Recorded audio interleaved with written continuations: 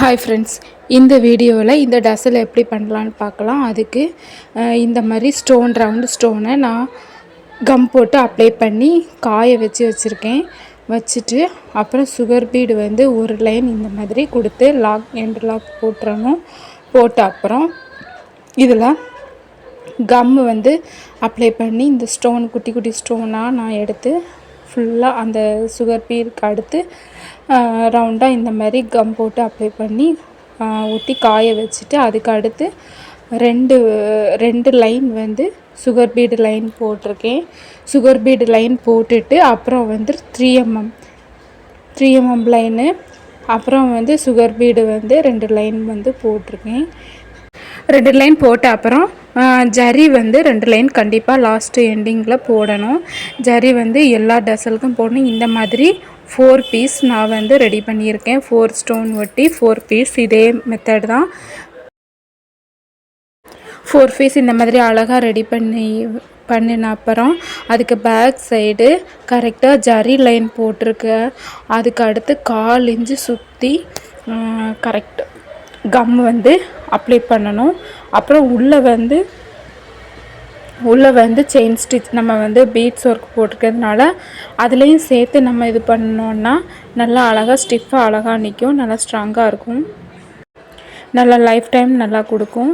இந்த மாதிரி அந்த ஜரி லைனுக்கு அடுத்து 1/4 இன்ச்சு இந்த மாதிரி அப்ளை பண்ணணும்.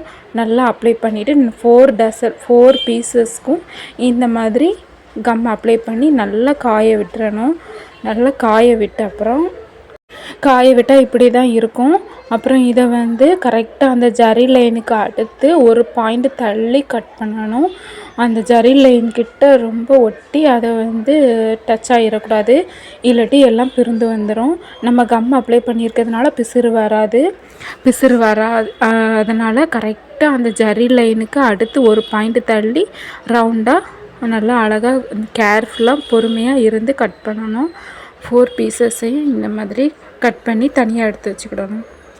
இந்த மாதிரி 4 பீசஸும் நான் எடுத்துக்கிட்டேன். அதில் 2 பீஸ் எடுத்துக்கிட்டு இந்த மாதிரி ரைட் சைடு வெளியில் இருக்கிற மாதிரி, ராங் சைடு உள் சைடு இருக்கிற மாதிரி பார்த்து வச்சுட்டு இனிமேல் ஸ்டிச் பண்ணிட வேண்டியதான்.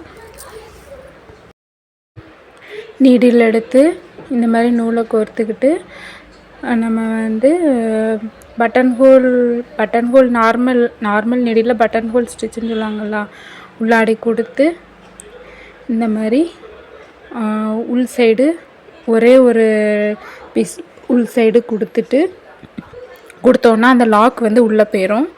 அப்புறம் வந்து 2 பீஸையும் சேர்த்து நீடியில் உள்ள இப்படி இந்த மாதிரி இன்சர்ட் பண்ணிக்கிட்டு அந்த லூப் மாதிரி இருக்கிற த்ரெட்டுக்குள்ளே மறுபடியும் ஒரு இது உள்ளே கொடுத்து அப்படி லாக் போட்டுறணும். இந்த மாதிரி ஃபுல்லாக இந்த மாதிரி உள்ளே கொடுத்து நம்ம லாக் போட்டுட்டு இந்த மாதிரி தான் ஃபுல்லாகவே ரொம்ப ஓரளவு நெருக்க போடணும். ரொம்ப கேப் விட்டு போட்டோன்னா நல்லா இருக்காது.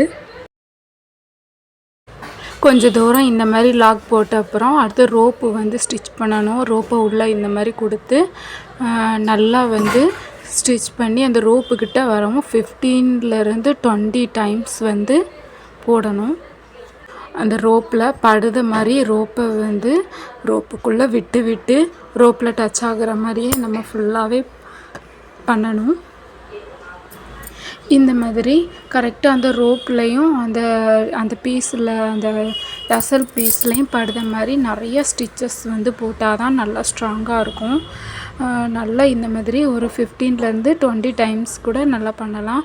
பண்ணி முடித்தோன்னே இந்த மாதிரி அதை தாண்டி கரெக்டாக 3/4 இன்ச்சிலேருந்து 1 இன்ச்சு கேப்பு வந்து ஸ்பேஸ் விடுது வரைக்கும், அந்த மாதிரி கேப்பு இருக்கிற வரைக்கும் ஸ்டிச் பண்ணிவிட்டு அப்புறம் இந்த மாதிரி உள்ளே வந்து வேஸ்ட்டு கிளாத்தை வந்து நான் உள்ளே வந்து இன்சர்ட் பண்ணியிருக்கேன்.